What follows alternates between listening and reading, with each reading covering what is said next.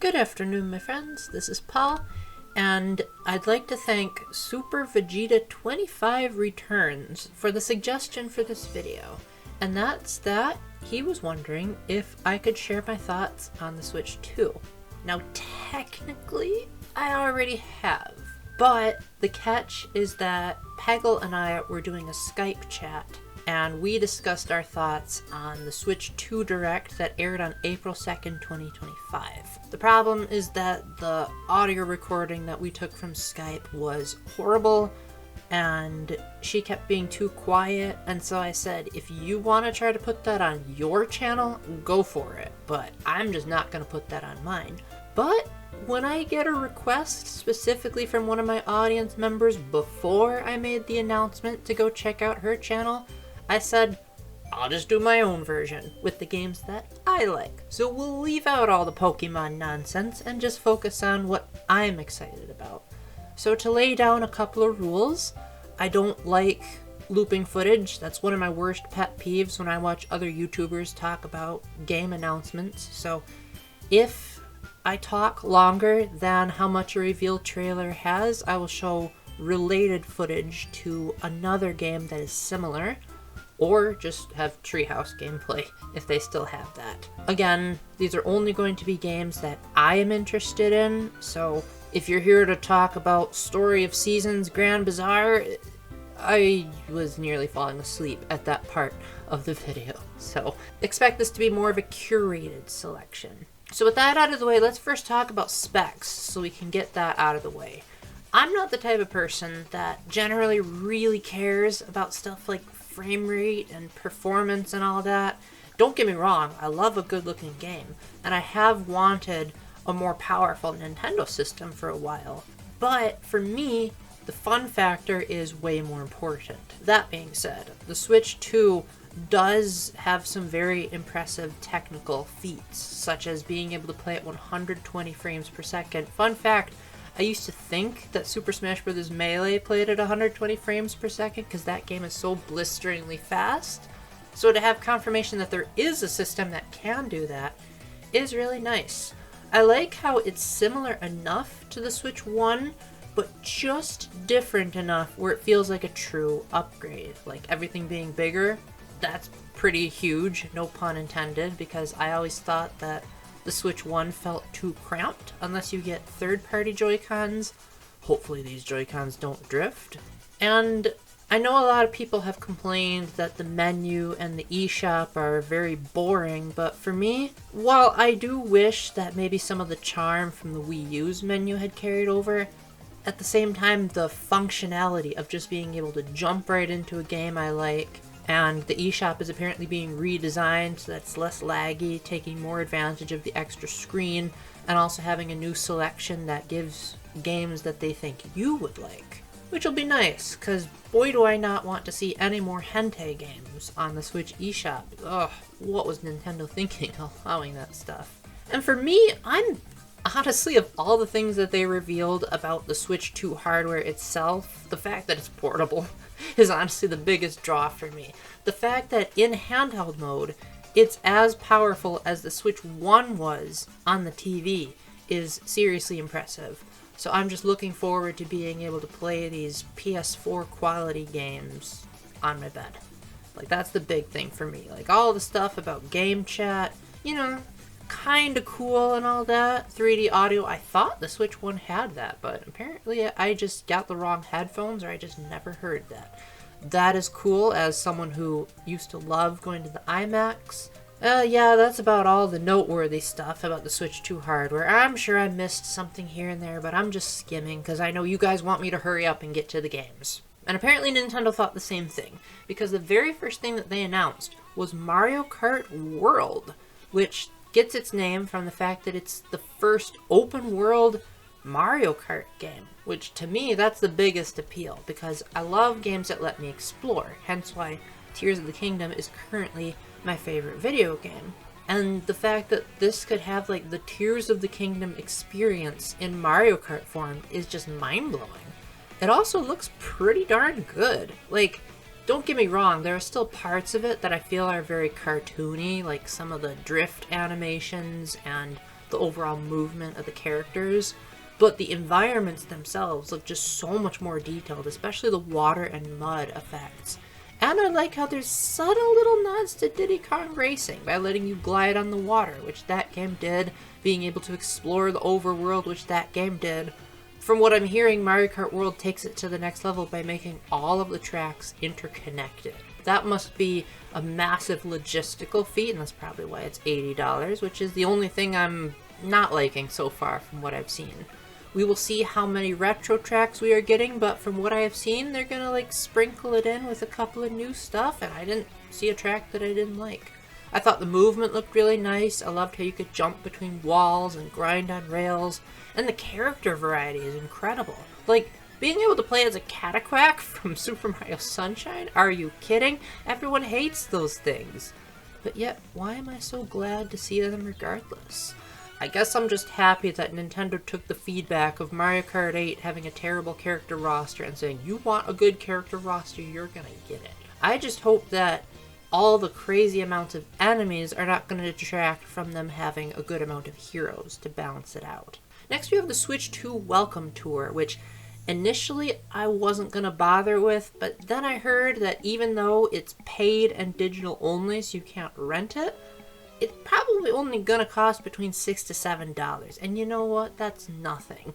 So the gist of this is that you actually play on the Switch 2 itself and look for little help modules that teach you how the Switch 2 works and sometimes give you a look at the inner workings of the Joy-Cons and the system. And apparently there's going to be mini games so that you can have a hands-on, literally in the case of the HD Rumble demonstration, out of all its new features, such as being able to play golf, taking advantage of mouse mode and the fact that the mouse controls have gyro. Even PCs don't have gyro mice, at least as far as I'm aware. So Nintendo is giving people a reason to not just stick to their PCs when it comes to games. The Switch 2 is going to be backwards compatible with Switch 1 games. That's old news. I think we all figured as much. But what we didn't realize is that certain games that originally came out on the regular Switch are going to get paid upgrades when you play them on Switch 2. So for example, Super Mario Party Jamboree has a new mode called Jamboree TV, which has a couple of, well, looks like way more than just a couple, quite a lot of mini games that take advantage of the new features on the Switch 2, such as the camera, the microphone, and the mouse mode. And these look pretty alright, but it doesn't seem like something I would like, because personally, I don't really like games that involve the microphone too much, because it's harder for me to exhale lately, and I just don't want to shout like a fool just to play a game. But for those people that do like that kind of stuff, that is very welcome, especially if they're going to be talking with their friends and don't want to hook up Discord. And I'm just happy that the biggest Mario Party ever is going to be even bigger. They announced that Breath of the Wild and Tears of the Kingdom are both getting expansions where the games are gonna run better, look better, they're going to have faster loading screens, 2 manual save slots instead of just 1, so that'll be very nice for capturing footage. There's going to be compatibility with the Switch Online app, which is going to be renamed to the Switch app so that you can use it without a Switch Online membership. That offers you the ability to have voiced guidance towards finding stuff on your map. People have likened it to a GPS, which I feel stupid for not making the connection, but that is going to really help for people that really want that big pile of poop that the Korok Seed side quest offers you. And for someone like me who has never completed all of the shrines in either game, and if I'm just really needing that one last shrine, that's a cool option. Zelda notes is apparently a thing. Now, I don't know if they said that they were going to be voiced notes, because that would be really cool if they got some of the actors to record new dialogue for it. But as someone who is not particularly well versed in the lore of either of those games, because I tend to like the thrill of exploration but not trying to explore absolutely everything, I think those games are completionist nightmares. I like the opportunity to get a little bit more of a look into these worlds without scouring hours and hours of YouTubers that go over what the games tell you without telling you. And as a bonus, because I already have the Switch Online expansion pack, I'm getting these extensions for free.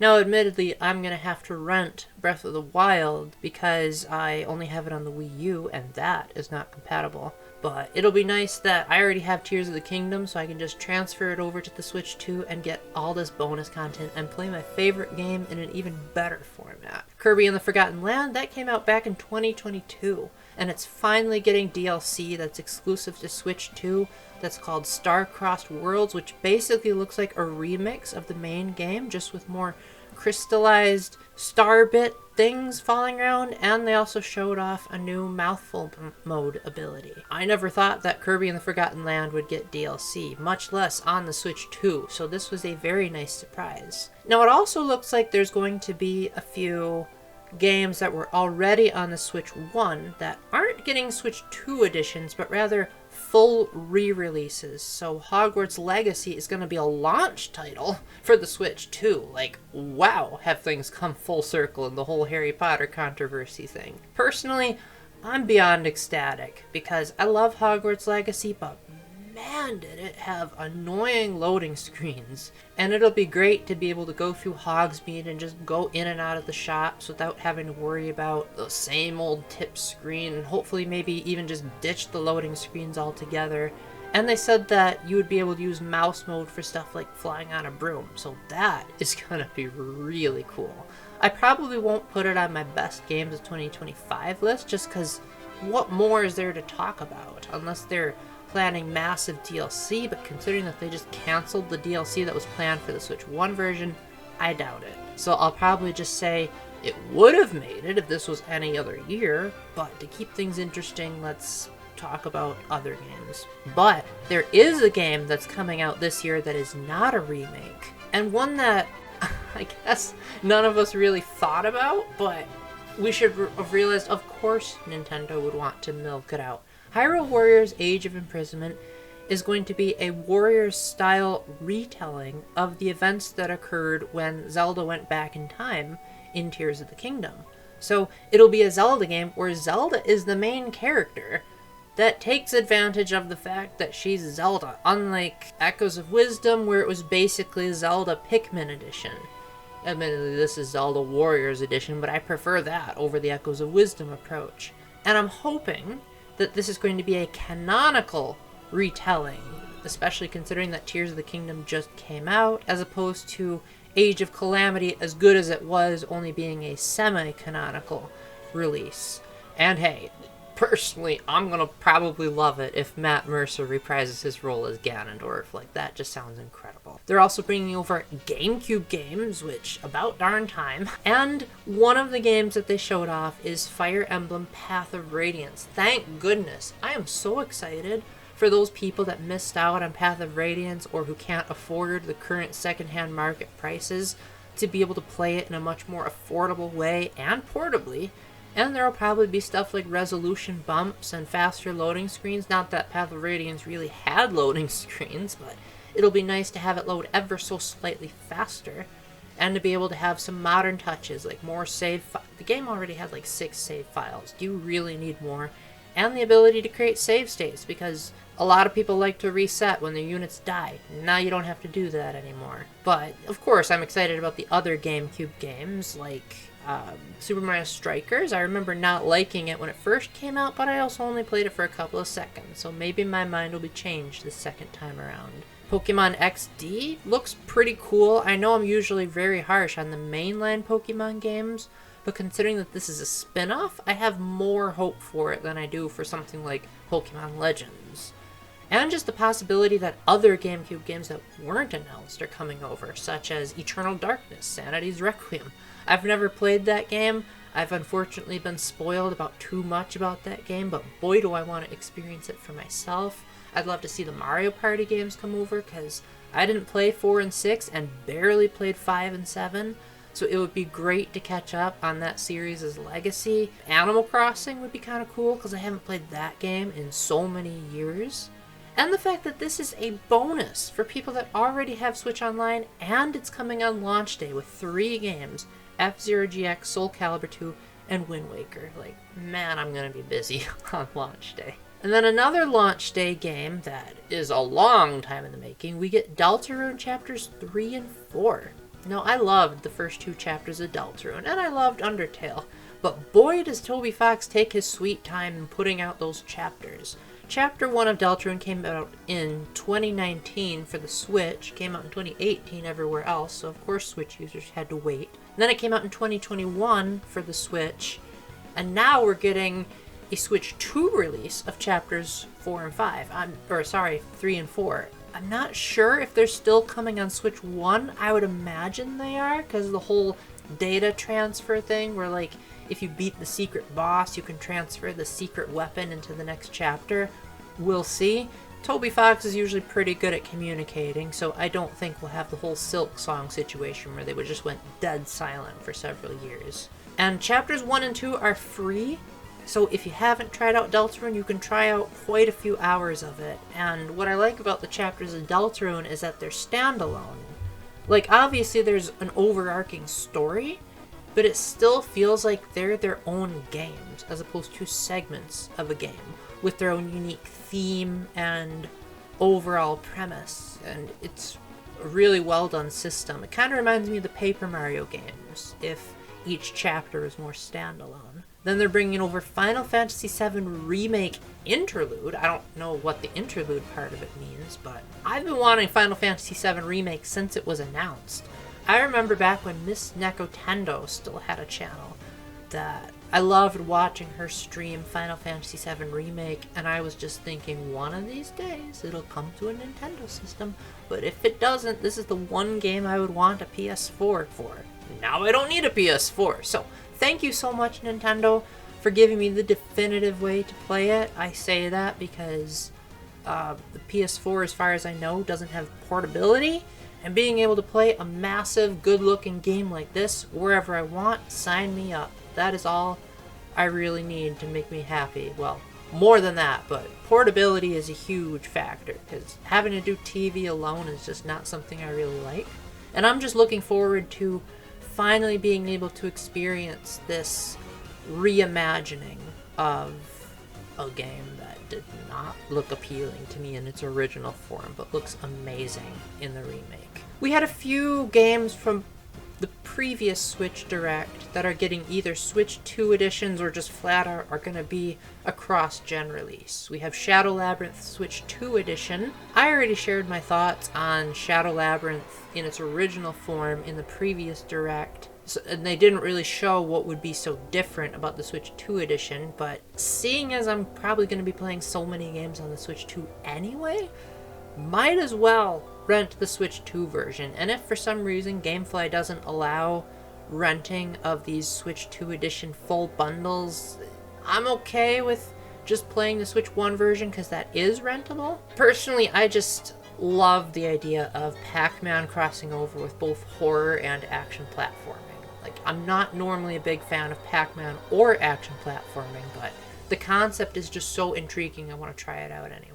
Rydell Remastered, that's getting a cross-gen release. For me, since it's a Persona spin-off, of course I'm all for it because I love Persona games and I love action RPGs that are in the Persona style. That's why I love Persona 5 Strikers so much. And I'm hoping that the negotiation scenes aren't too hard and there's some accessibility options, because that's why I didn't like Shin Megami Tensei 5. I heard the remake on Switch was significantly better, but I still was like, if I didn't like the original game, is the remake really good enough? So hopefully this is more approachable and less frustrating. No Sleep for Kaname Date, that was my highlight of the previous Switch 1 Direct. It was by far my highlight. Like, everything else was like, that's alright. But this looked spectacular, because I'm a huge fan of Nirvana Initiative. That was my game of the year of 2022. First Somnium Files was pretty great, although in the gameplay department it could certainly get very confusing, and there were also a lot of perverted jokes. There still were in Nirvana Initiative, but they made a lot of improvements to the overall gameplay that made it a much more playable experience. Plus they had all the 999 references, which that alone was one of the main reasons why it was my number 1 and not number 2. Plus, if number 2 hadn't happened for Stanley Parable, we wouldn't have gotten the legendary voice acting from Kevin Brighting in that video. So I hope you'll check that out, by the way. But anyway, a third Somnium Files, and it's still coming on the Switch 1. Like, that's insane that the Switch would get 3 Somnium Files games. And as I said in my thoughts on the March 2025 Direct, I knew that there would be a third Somnium Files game. I did not think they would end it on Nirvana Initiative. The director more or less confirmed it even back in the Nirvana Initiative days. And I have a personal conspiracy theory that this new game is based on the whole like ARG thing that Spike Chunsoft put on before Nirvana Initiative came out. I don't remember the full story, so you'll have to correct me if I get a few details wrong, but I heard it was something like, depending on how the outcome of the ARG went, it would determine Iris's fate in the next game. But that didn't actually happen to Iris in the next game. And Kotaro Uchikoshi is known for being extremely mysterious and dodging the questions a lot in his interviews, and he more or less said, well, the Iris in Nirvana Initiative didn't have all that stuff happen to her, but maybe in an alternate universe it happened, or maybe she switched places with the other Iris, or some other mysterious stuff like that.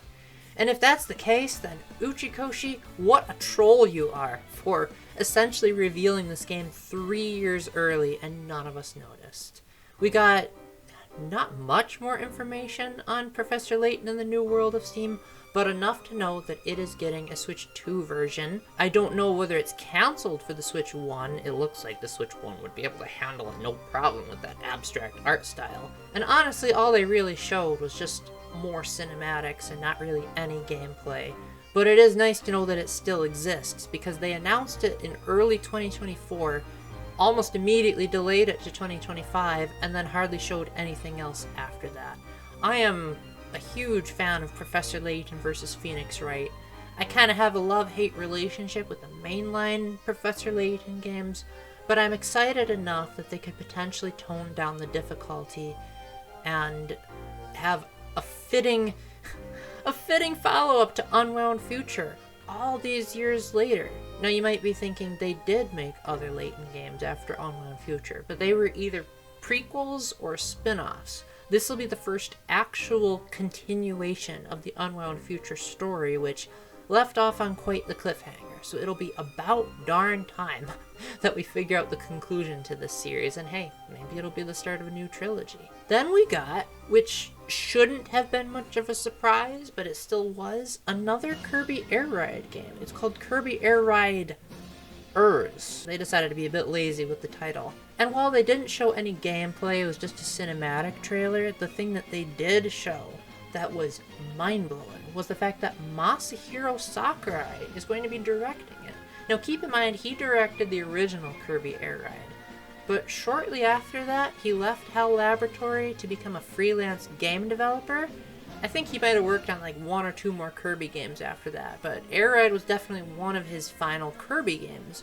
And so this is the first time he's been involved in a Kirby game in over 20 years. So it's about time he worked things out with HAL Laboratory and is willing to return to this style of gameplay. Now, I played a little bit of Kirby Air Ride, but I didn't play enough of it to fully appreciate it. So I'm looking forward to seeing this evolution of it, and even just binging all the directs, because like anything Sakurai is in is always a joy, because he seems like he explains things in such a way that my brain especially appreciates, because he's so honest. He's willing to call out things that he doesn't like. He's willing to say like, yeah, this was too difficult to program, instead of trying to save face like other developers do.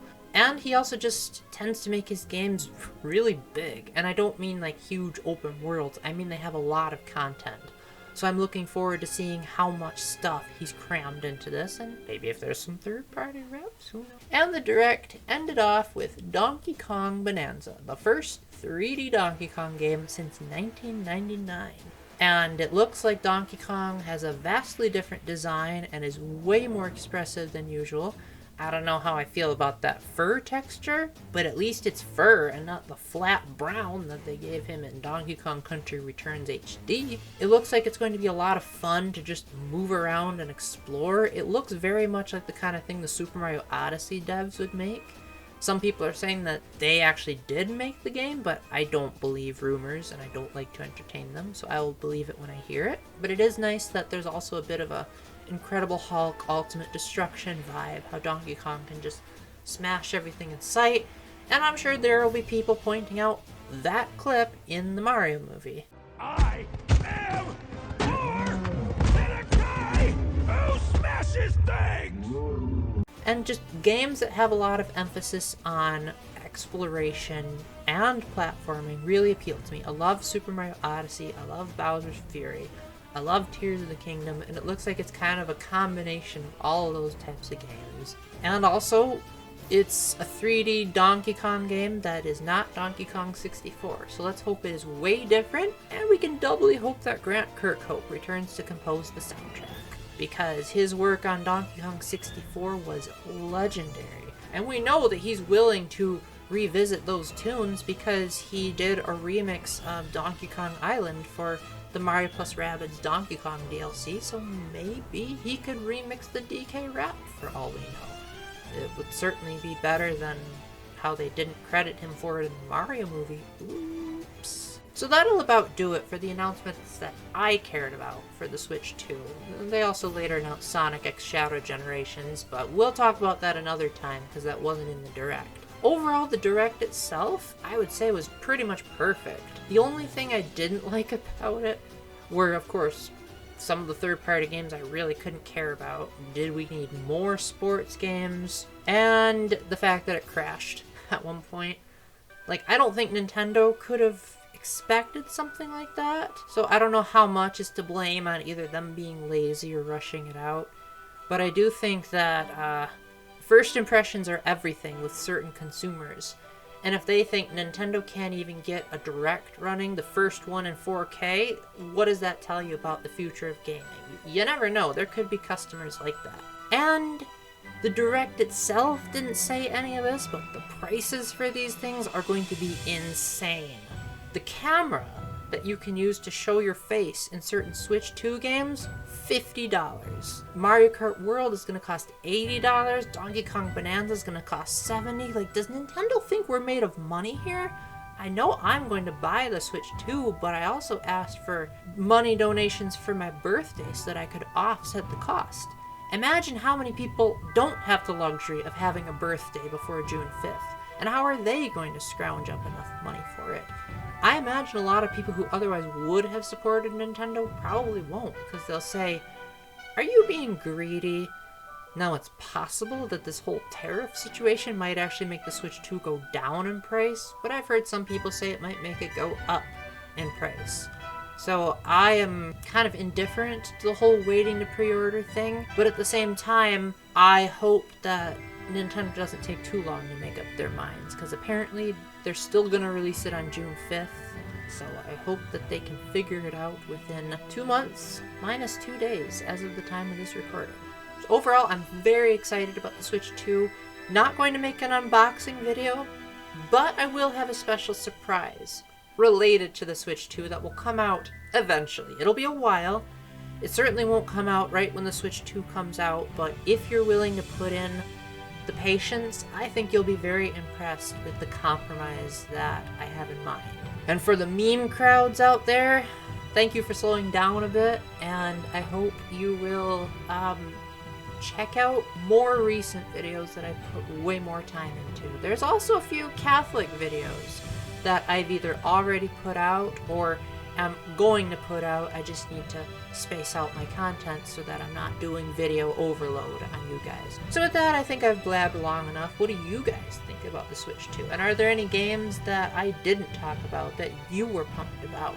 Are you absolutely salivating over the laziness of Pokemon Legends? Or are you going to be like, I refuse to support Game Freak until they optimize their darn game better? Let me know either way, and until the next time, remember to keep the faith, stay epic, and God bless. Bye! I filmed that whole previous section in one take. Go me.